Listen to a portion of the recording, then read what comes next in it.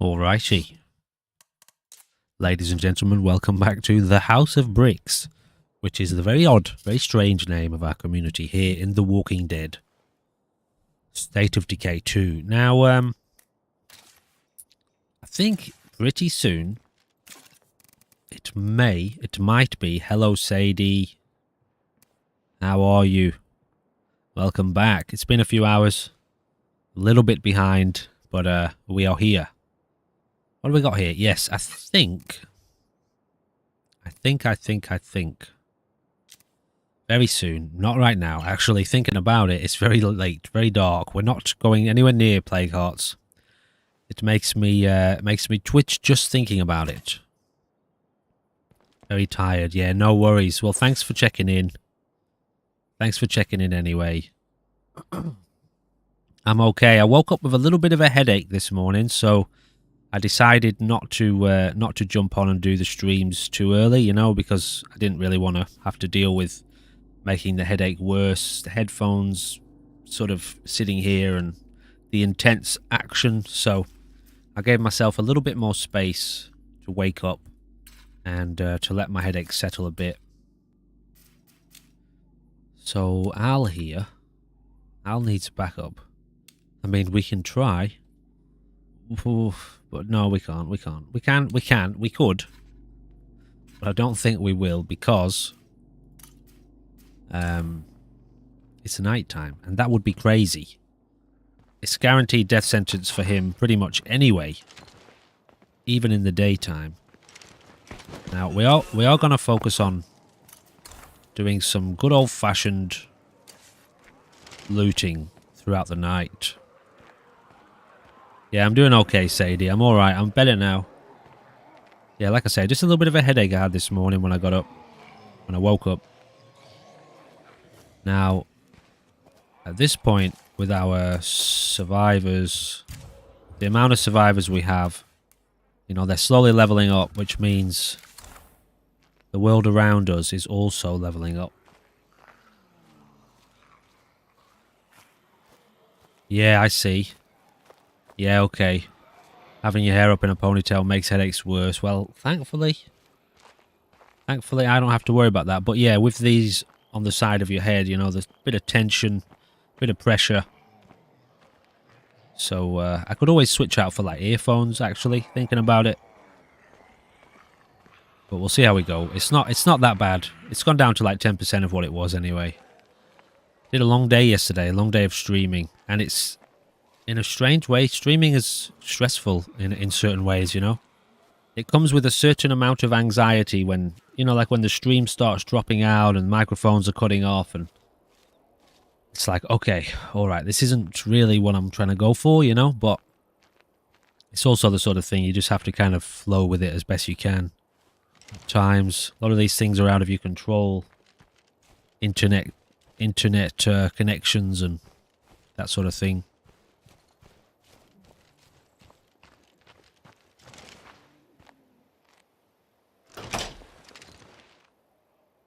I knew it. I knew there was something in here.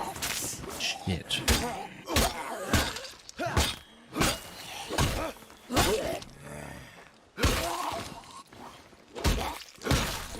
One bite killed, remember. One bite dead. Glitches. Yeah, technology. Technology's weird, you know, like... Okay, the majority of the time it works as intended, and then out of the blue, it can just totally screw up or mess up or not work, you know? And often, like, I rarely change any settings now. Especially when it comes to audio levels and stuff like that in the games, and rarely touch anything, but it still seems to, like, bug out on its own at times. It's not super common, but when it happens, it's... You know, it gets to the point where you start thinking about having to buy a brand new microphone or change your setup in some way or use a different program, or which obviously adds to the stress levels a little bit. It's nice when things are just cruisy and simple and straightforward, you know, for minimizing stress. It's the sort of things some of us have to do. To be conscious of our stress levels. Like our hunger levels and thirst levels, you know. have to be conscious of how much you're taking on in your life and how much stress you're dealing with and how much stress you are going to have to deal with over the next few days. Yeah. But all good. At the end of the day, we're all good. It's not the end of the world. Essentially, one thing I've decided to do is switch over to doing a little bit of a recording. I'll do a couple of streams and a recording. Yeah, you can get it. Yeah, cool. Right, let's stop using these. Again, I forget. I keep forgetting that I'm not using the map markers.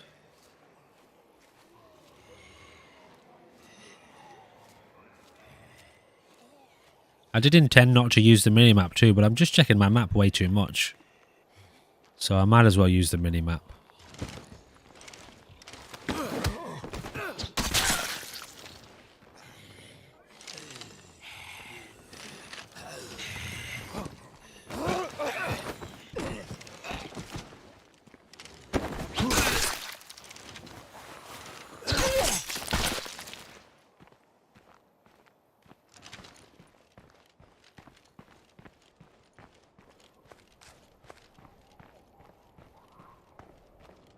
We need to, hopefully we will be able to find a toolkit while we're rummaging around in the darkness.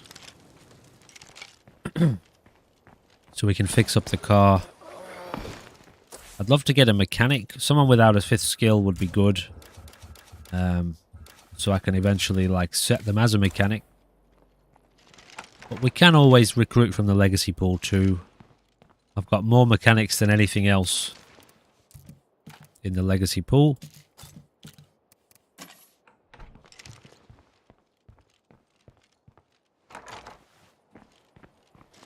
Why does that marker keep showing up? Okay, oh, let's head across there.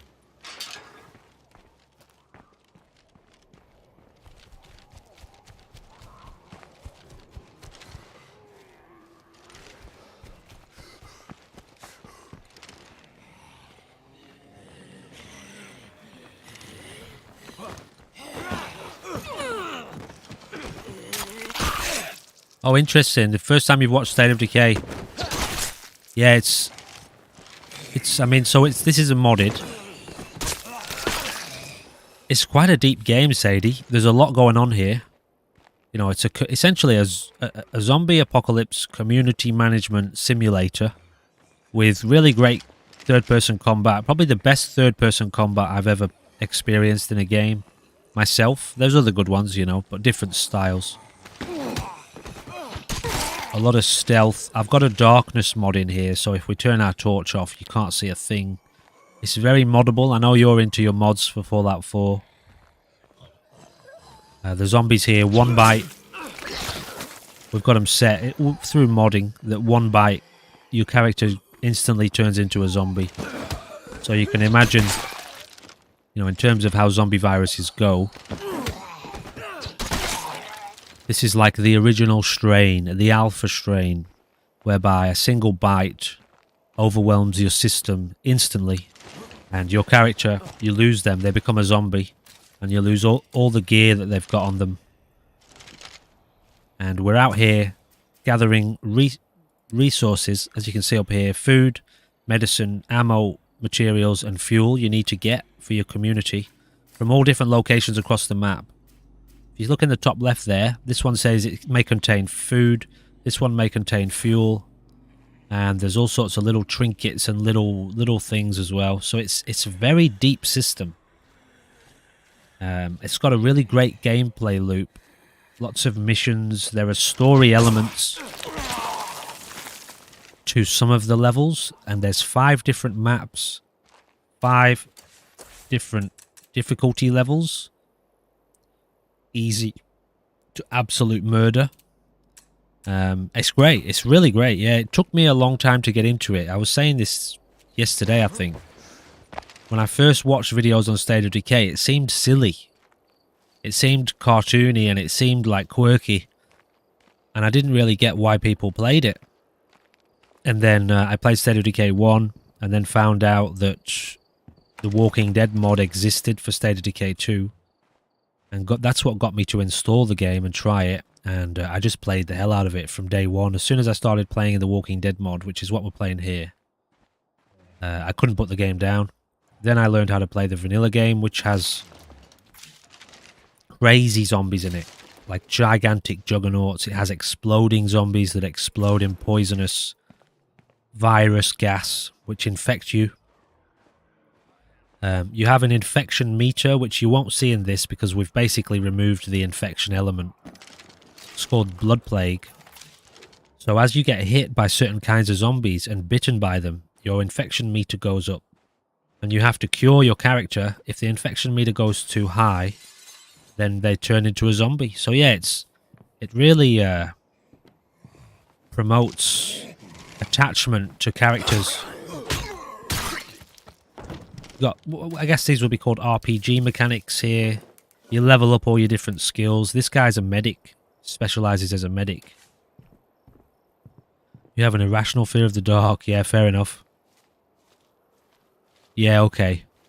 Yeah, I understand. I used to have the same fear of the dark. I don't know if I ever talked much about it.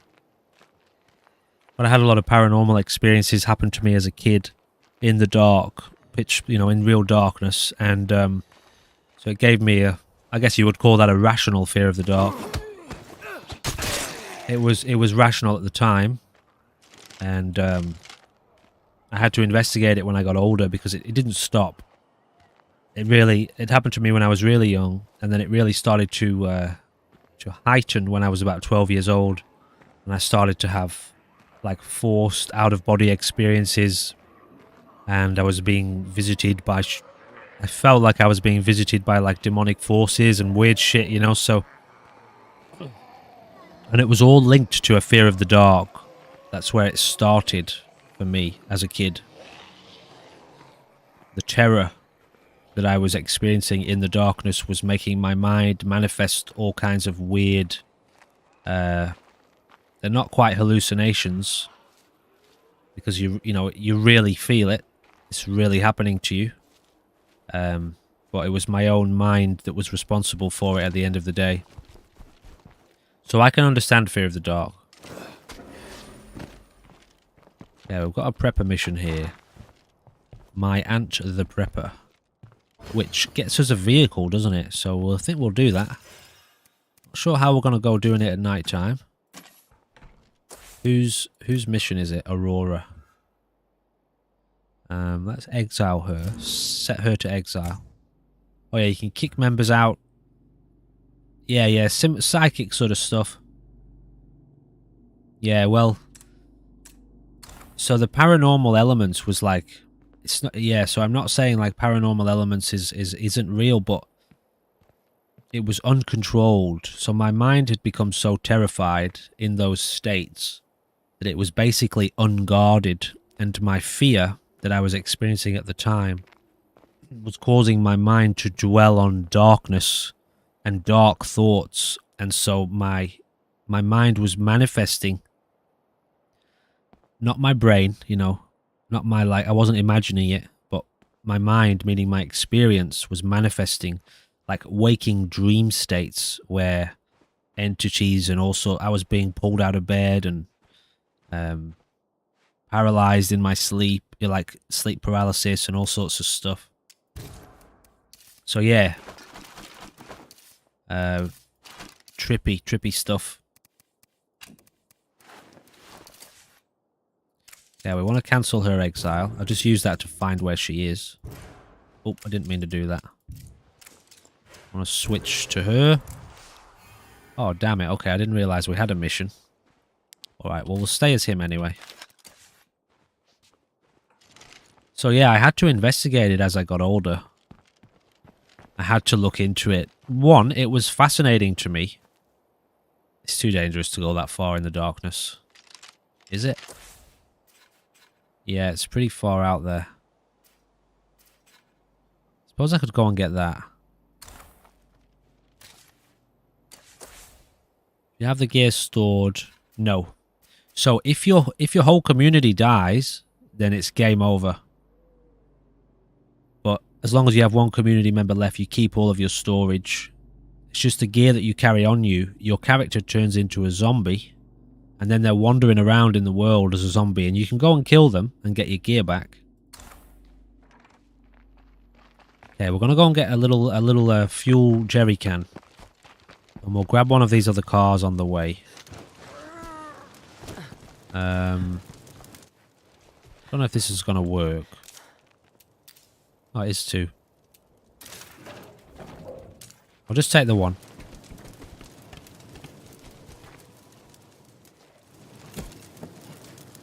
Yeah, so like I say, as I got older, I was fascinated. It was around about 13 years old when I started to realize that it was like, I tried to talk to my friends and family about it just once, and they didn't understand it.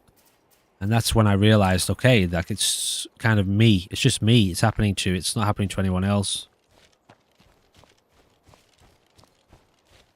So as I got older, then I became fascinated with this idea of like consciousness. You know, perceptions of consciousness and how, you know, people must experience different things. And what does that really mean? Like, you know, how deep is that? One person can have such a powerful perception of some sort of element of their consciousness that other people around them aren't experiencing. What does that mean for reality? What does that say about reality? Anyway, you know, and what people perceive as reality. This is very dangerous right now. We might have to do a little bit of culling here. If we get spotted, we're just going to have to bolt.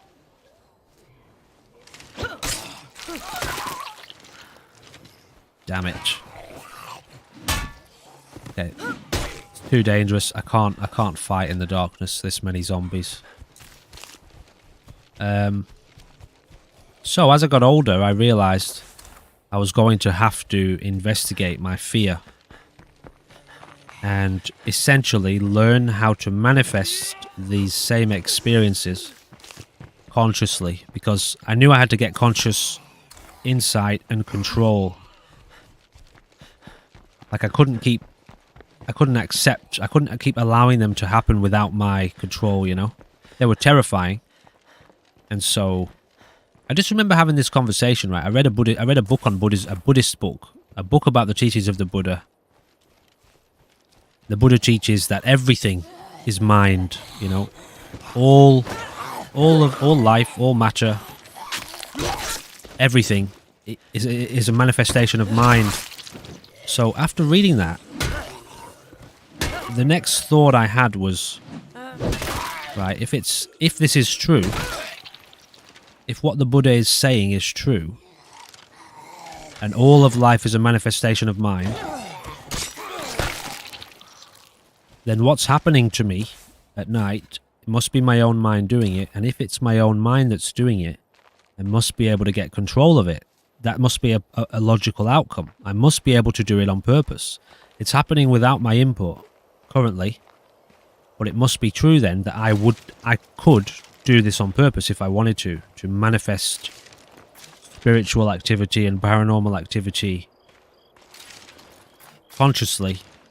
And so that was my first thought that really kind of pushed me towards investigating my mind and finding out and learning how it was how it was manifesting, because it was my own mind that was doing it.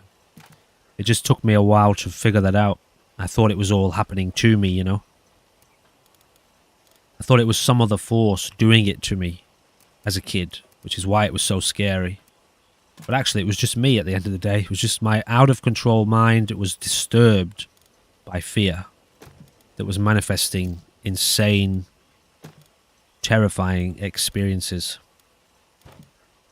Alright, we've got a toolkit. That's great news. We'll probably just use it on this vehicle, because this is another good vehicle for storage. Equally as good as the one we've already got. So I can understand fear of the dark. I understand... I have a lot of respect for it. And you'd be amazed.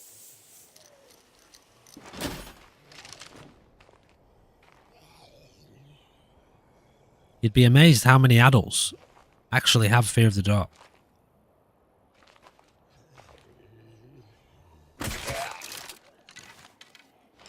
Alright. Now, I want to get rid of this marker here. Let's go for a little drive.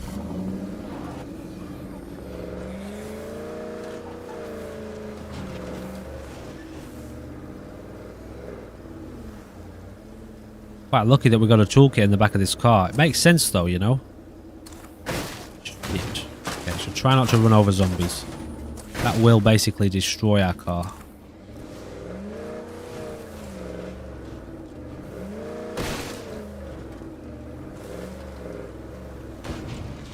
Yeah, now this is where it gets difficult.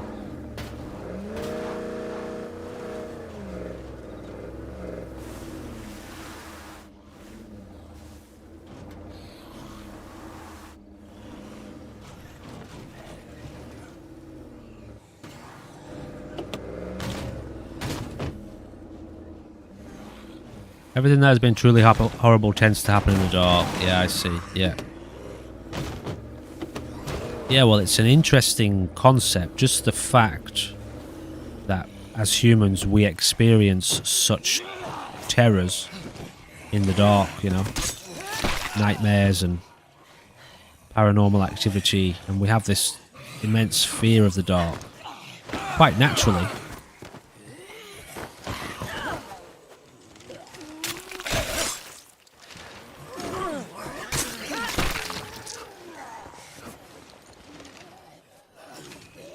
We're lucky we haven't got any runners here.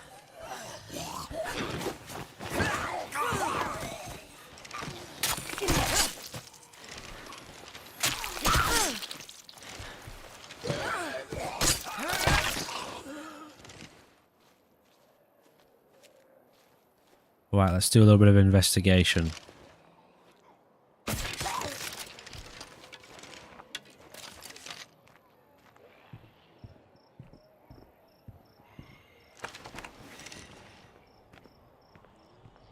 Zombies in here or what? Cool, light crossbow, that's helpful. I do prefer the light crossbows. Staying hydrated. It's always wise, Sadie.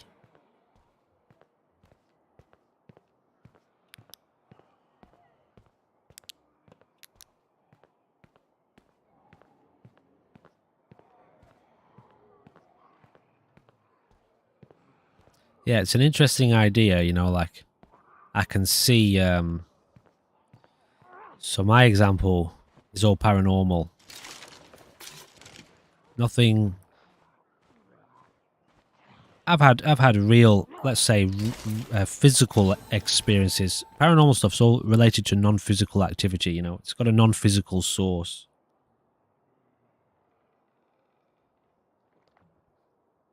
Physical experience. I'm tempted to use the word real experiences, but it's not. It's not that paranormal stuff's not real, but physical experiences. I guess it's interesting if somebody has been through, you know, a repeated kind of exposure to physical experiences to do with people or whatever that has repeatedly occurred in the darkness, then your mind would naturally develop an association to darkness and bad things. Not necessarily paranormal like mine, like my experiences. And to be honest, I think that'd be probably even more scary to me. You know, if you'd repeatedly had horrible experiences happen to you in darkness that were actual physical experiences, that to me is more of a rational fear than what I experienced actually. Oh, I see. Yeah, yeah. Oh, yeah. Yeah, so the paranormal can take physical shape, but it has a non-physical source. The origin of the paranormal energy is non-physical, but it can manifest physically. You know, things like poltergeists. That was close. That bite would have killed us. Yeah, I've had blankets pulled off me in the middle of the night. I've been pulled out of bed. Under the bed before, you know. So yeah, it can absolutely manifest physically.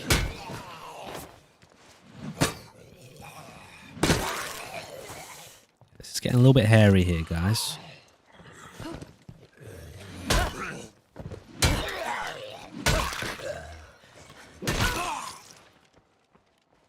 Alright, there's one more container here somewhere which I can't detect. And before I get a little bit too OCD on the situation, I think we might just leave it alone. I wouldn't mind calling over here since we're in the area.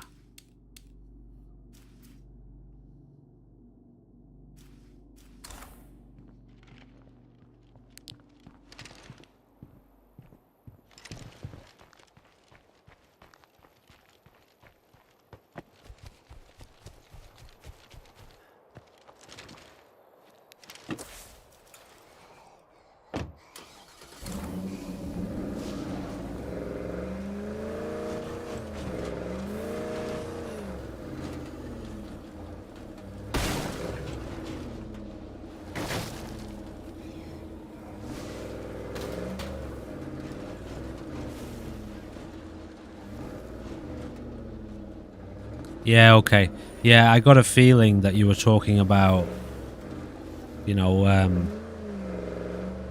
actual experiences as opposed to metaphysical experiences, like physical experiences. And that's why I say I can understand why you use the word irrational, but knowing how the brain is conditioned, it's like, yeah, if you've had several experiences happen repeatedly in the darkness, physical experiences, it's normal and natural that your brain would develop that kind of association and fear. It's how hypnosis works, you know.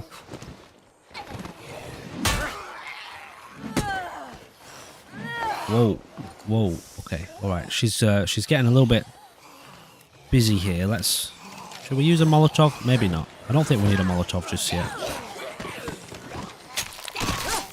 Yeah, in hypnosis, you learn how to anchor a certain emotion to an object. Could be darkness. Let's say... Shit. Let's say you wanted to give someone a fear of the dark on purpose.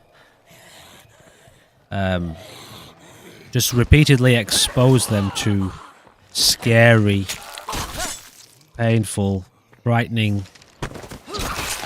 unpleasant experiences multiple times in darkness, and you will condition into their brain an association that when they're in darkness they should be afraid.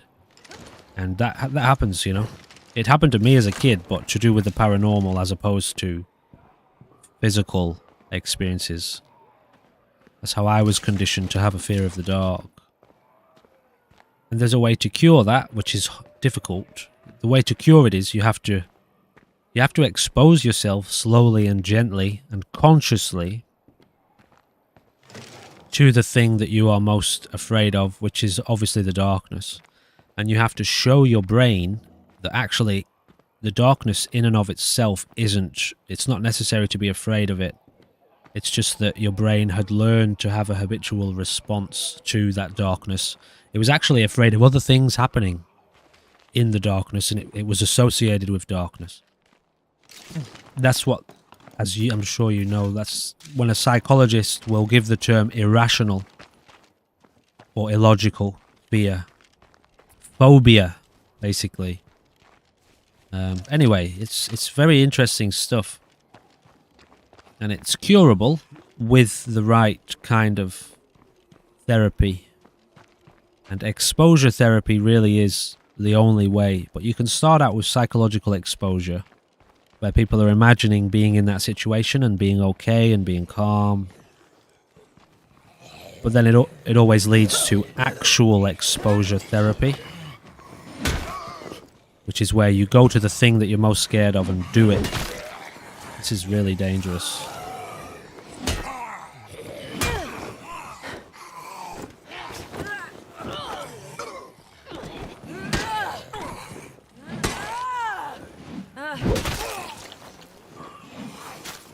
Damn it. Took a scratch. Oh shit, I just threw a Molotov. Yeah, this is where it gets real dangerous, guys. Ooh, wow. Didn't see her there.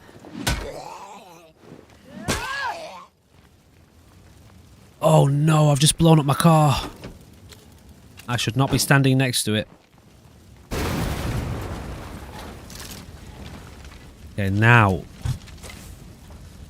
We're not too far away from home. Okay, so it's not so bad. But shit. There goes the car, you know.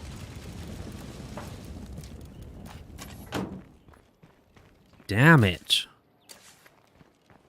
Oh well. Yeah, fair enough. It's the sort of thing, it's... You know, you need to... it needs to be done consciously within a kind of system of therapy, because it's... The process of undoing trauma is traumatic. Liberating, but it's powerfully traumatic on the brain, rewiring quite old circuits in the brain, and it's powerfully transformative to the point where such a big transformation can also be difficult to handle and traumatic. So, but it's doable. It's a good thing to know about the brain, you know. It's plastic, so plasticity, malleable. Why am I walking towards all of these zombies? That's the most important question. Okay, this has gotten out of hand. Let's run away. I don't have any stamina items.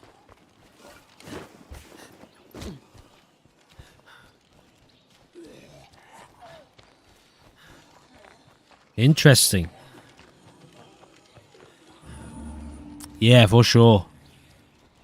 For sure. Environmental memory or atomic memory.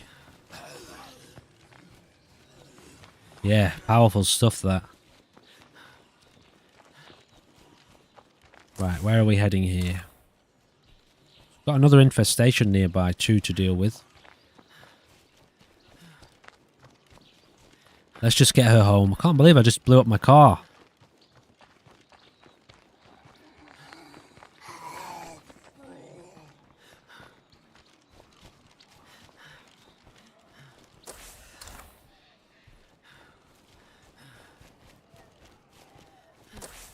Any other vehicles around? Okay, there's a couple more vehicles we could go and get. Although I doubt they'll have a toolkit in the back of them. That's quite a rare occurrence. Interesting. Yeah, you got to be careful with that sort of thing, you know. Like, this is what I mean by, I know a lot of people, when I say, like, the mind is responsible, understand this too. Like, again, relating back to the teachings of the Buddha, which really, the teachings of the Buddha were just about the nature of the mind. The mind is responsible for reality, you know. Reality's, the source of reality is the mind, which means the entire cosmos, the universe, you and me, we arose in the mind. Life arose in the mind. So all physical matter is connected to the mind. So it's not that it's not real. Modern psychology takes that kind of and says it must be a hallucination. It's like, if the universe is a hallucination, then alright, I'll agree with that as a definition. But if the universe is a hallucination, and so is pain, so is life and death, so, you know, so is blood, scratches, it's all the same hallucination. So it's a real hallucination. But anyway, it's a little bit of a tangent, but what I'm getting at is, just because the source of the paranormal is the mind doesn't mean it's not real. And the mind has the ability to manifest physical experiences. So yeah, it's like, you got to be careful with that sort of stuff if you go messing around with it, because it will have a physical impact. There was a period in my life where I couldn't sleep. I wasn't being allowed to sleep. Because I would wake up to loud banging. Like, practically, the moment I was falling asleep, I was having doors slam around me, knocking on the walls. Occasionally, very rarely, I would wake up scratching my own face with my own fingers. Like, one time I scratched my own eye because I was messing around. This was within my, let's call it my season of inquiry, when I was doing a lot of inquiry into why my mind was manifesting these entities and I mean, I wanted to know, so I had to go into some quite occult, paranormal practices like meditations, you know, because I needed to know what was going on. I just couldn't let it go. So yeah, like I know, you know, losing control of your own body to the point where you're scratching your own eyes out in your sleep as you wake up. Not scratching it out, but enough to, like, you know, hurt. Anyway. Yeah, you got to watch out. That stuff's dangerous. Yeah, let's go get a bit more fuel and go and visit some of these other cars and just see what the story is. People call that sort of thing possession, you know. Like signs of possession. So I was playing around with all that stuff for years just because I needed to know, well, what had happened to me, you know? Why was my mind so disturbed? And why was I being visited by these entities? And why were they haunting me? Why was I being haunted? Yeah, I can deposit things from here.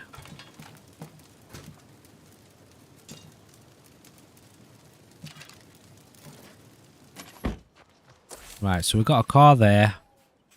We know the Mirage was knackered. Let's go have a look at the Vagabond. Wait, I should get some more stamina items.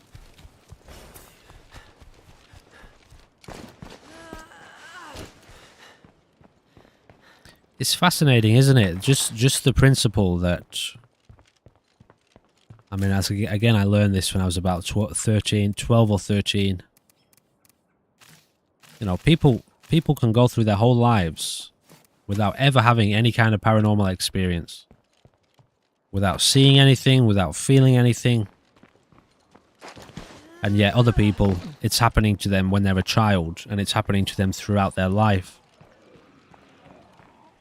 Just that same principle, without looking deeply into it, to me, is and was, and still is, fascinating in terms of what that says about the human being, consciousness, the nature of what people perceive as reality.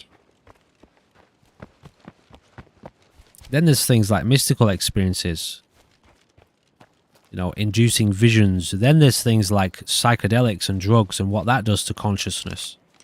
So, you know, without sort of putting any answers on it, it raises fascinating questions as to what is real and what isn't. And then someone like me watches The Matrix at 14 years old, and my mind was blown. I knew at that point, right, this consciousness thing, it's real. You know, I was detecting it in, like, the movies, and anyway.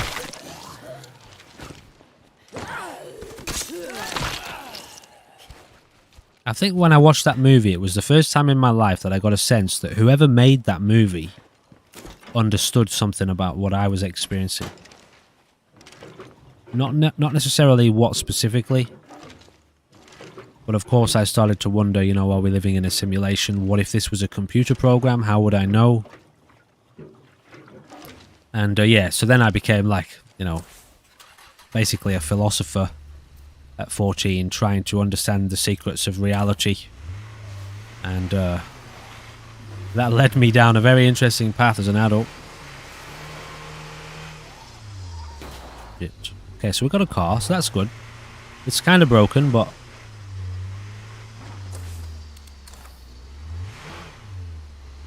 It's kind of broken, but who isn't? Just a little bit broken these days. You know what I'm saying?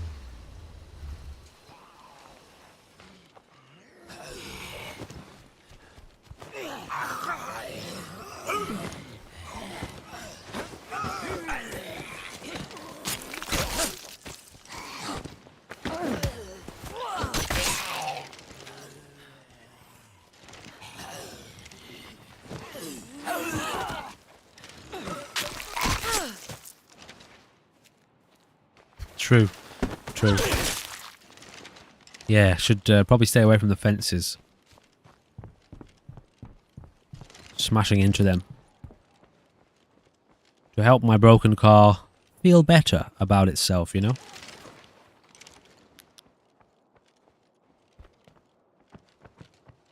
It's like it's not your fault, car, you know? You're just being driven by a reckless driver. Don't blame the car, blame the driver. You know what I mean? Cars are people too, you know? Alright, so at least we can get a little bit more looting done. I might have a look at a mission. I'm kind of just sort of wanting to...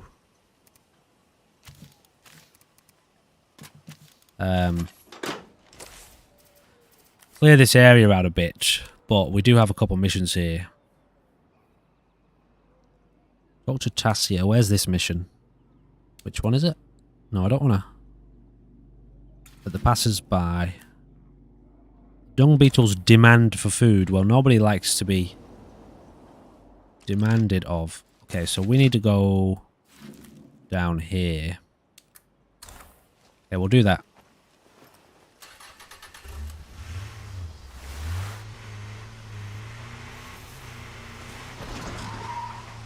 Yeah, and just so you know, Sadie, actually the fences don't do any damage to the car. It's only basically zombies. Or if you drive at a high speed into another stationary object like a tree or another vehicle, that'll damage your car. But really, it's the zombies you gotta watch. Yeah, those wooden fences are fair game.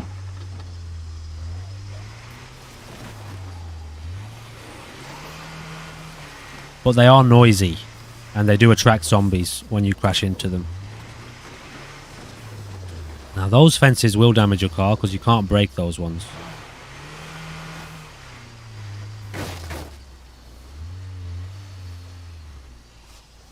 Okay, we got runners here. Because we're in plague territory, so we got a few runners actually.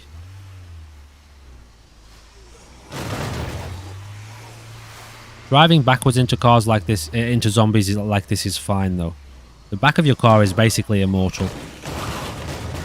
But they do sometimes catch the front even when you do this.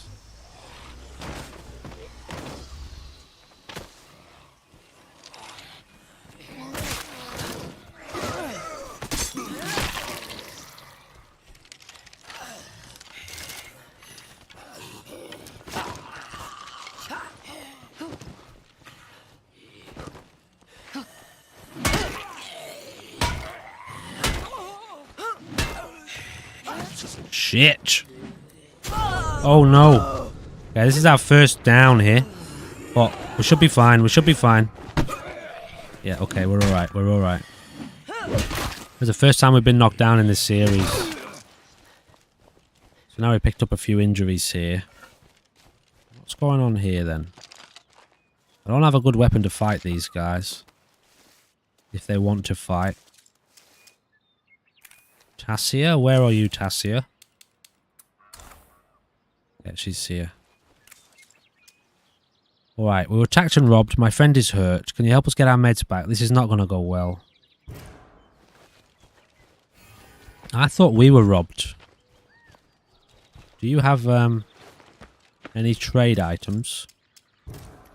Yes, give me both of those, please.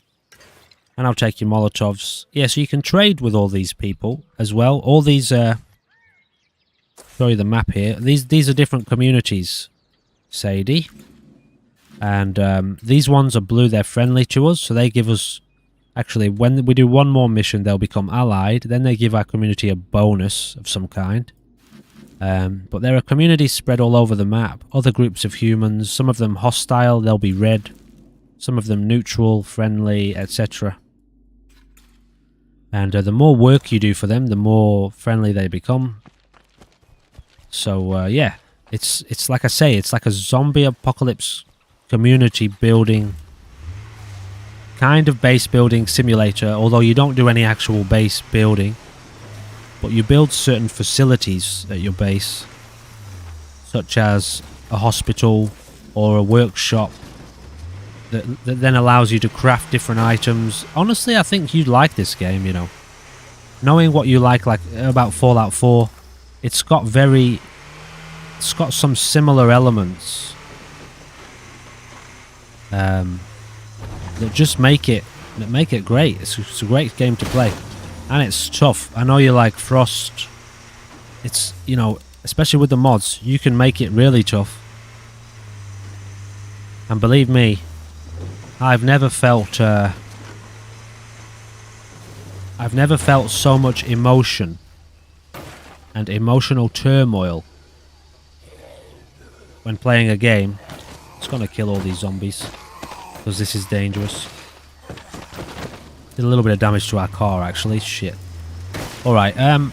Yeah, I've never felt so much emotional turmoil playing a game as I have this one. When you lose your best characters that you've spent ages building up, leveling up, and one of your characters dies, and you know, or your community wipes and it's game over. Like, you don't really get that in Fallout 4. You can craft that sort of story yourself. But in this game, you don't craft it, it happens to you. Okay, where exactly am I going here? Yeah, I think you'd like this game, you know. And it's co-op. Shit, this is bad. Okay, that was lucky. It's co-op too, so you can play with up to 3 other players. 3 other friends.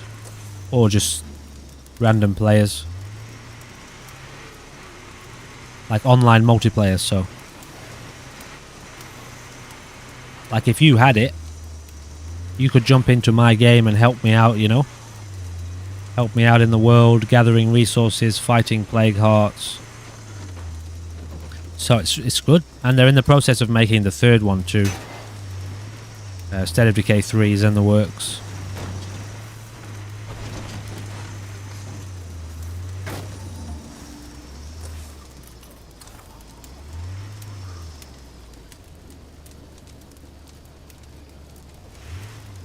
Now, I don't think these guys are going to be happy about the fact that we're here. And I don't have a very good gun.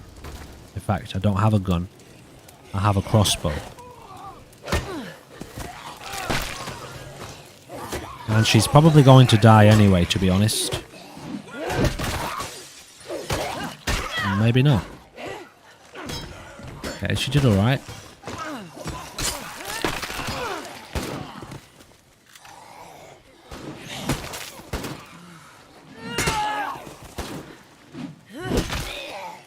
However, if these zombies, if these people turn hostile, we can use the zombies against them.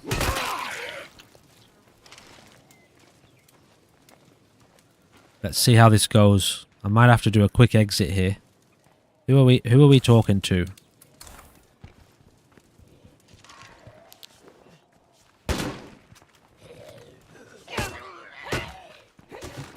Carter. Connie. Carter. Right. You must be here for our meds. Forget it, we're keeping them. If you hand over the meds you took, we can forget this happened. Or we know you took the meds, turn them over and get out of town. I'm gonna go down the nice road. I don't know if they're gonna like it. Okay, cool, they dropped the meds. They didn't turn hostile. They could have, but they didn't. So that's very helpful. To be honest, it's probably saved their lives. Interesting. Green hell. That's it. Oh, wow. They did turn hostile. There's no need for that, guys. Can't really attract zombies here. We're out of here. Actually, it looks like they might be nearly dead.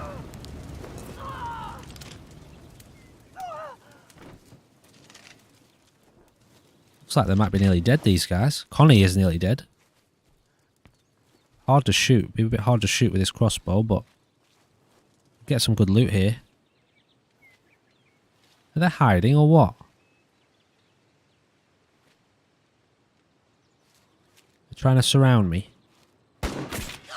Got him.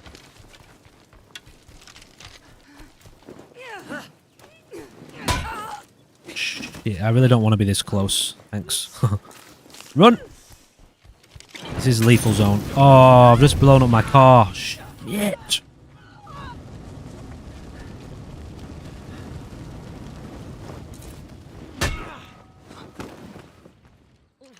Yeah, this is not a wise situation to be in, to be honest.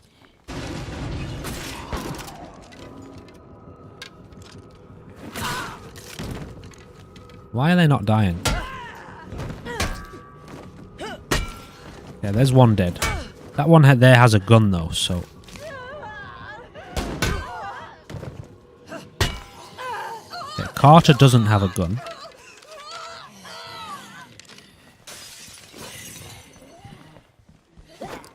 Wouldn't mind getting this loot though.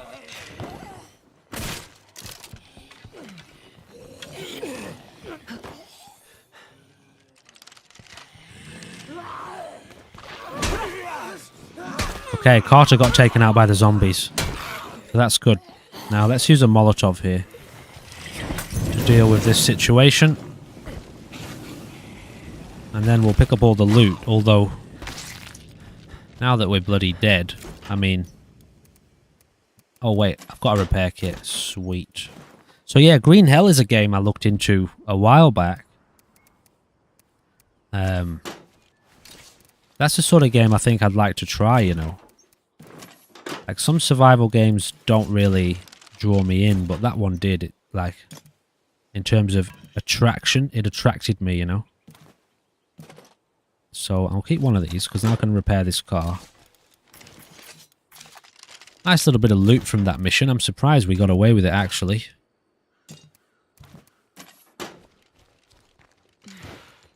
Sons of the Forest and Fallout. Yeah, that's enough to keep you going for a long time, isn't it?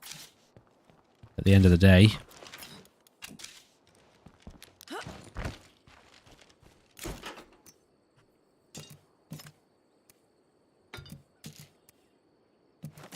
Let me use this. Can I repair it?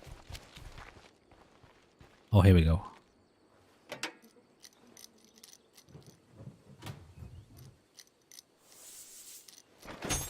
Cool.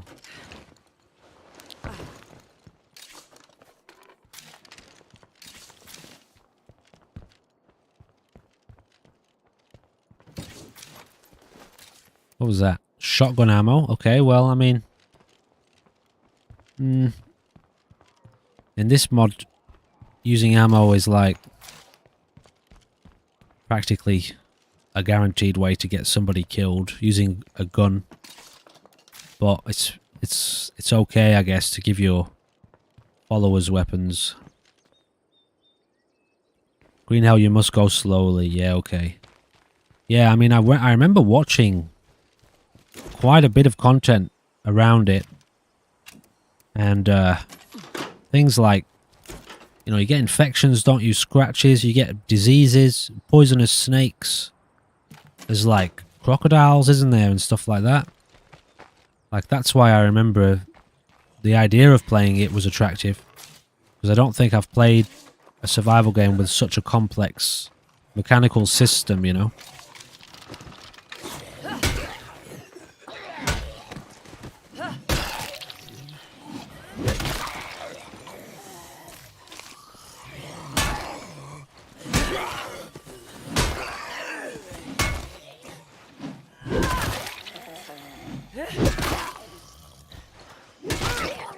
So yeah, it's definitely on the list. Like I said, I'm not very good with survival games. I lose interest too easily. Depending on the game. Depends what sort of mechanics it's got, you know. The best survival games I've ever played are like other games that have been modded into a survival game. Big cats and spiders, interesting. Goodness.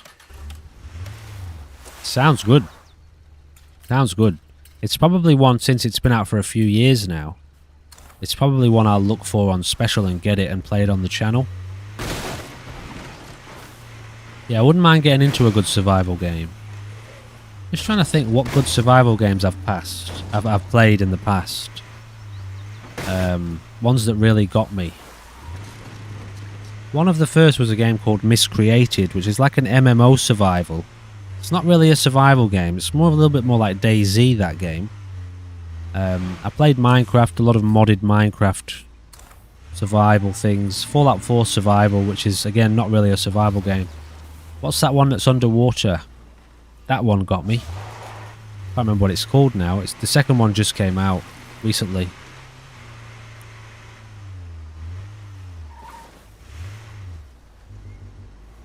Subnautica. That one was brilliant. That one was really good. We've got a mission in here. We might be able to do this.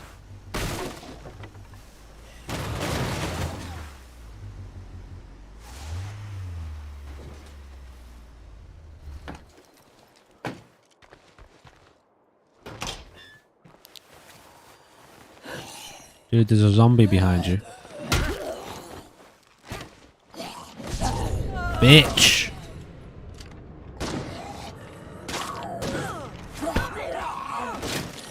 That's lucky. I don't know if they go for a bite when you're in a down state like that, but if they do, well, that's instant death.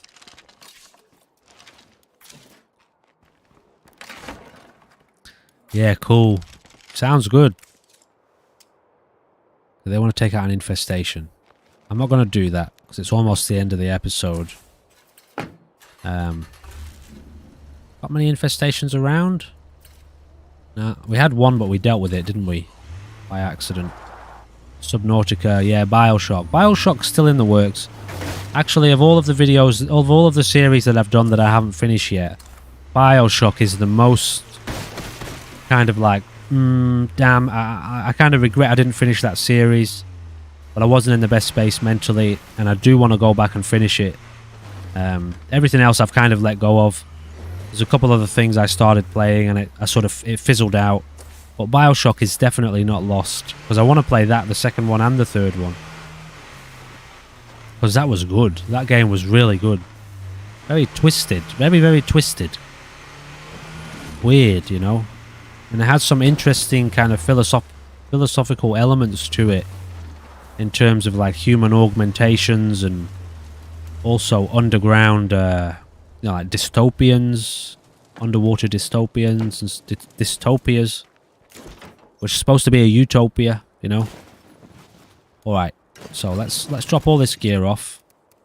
Drop. I might leave one of them in there. Actually, both of them. Oh, excuse me. Okay, we'll get her set up with a gun. For base defense. She can have this one. Swap out to a different character. Such as Andrew, maybe. Is Andrew healed? Yeah. Yeah, I'd like to play the new Subnautica. Subnautica Below Zero. I didn't complete the first one though, so that's definitely going to go on the channel as well. That game was great. You know, like, I know what got me in that one. It was the exploration and the underwater environment. Subnautica. Like I say, a lot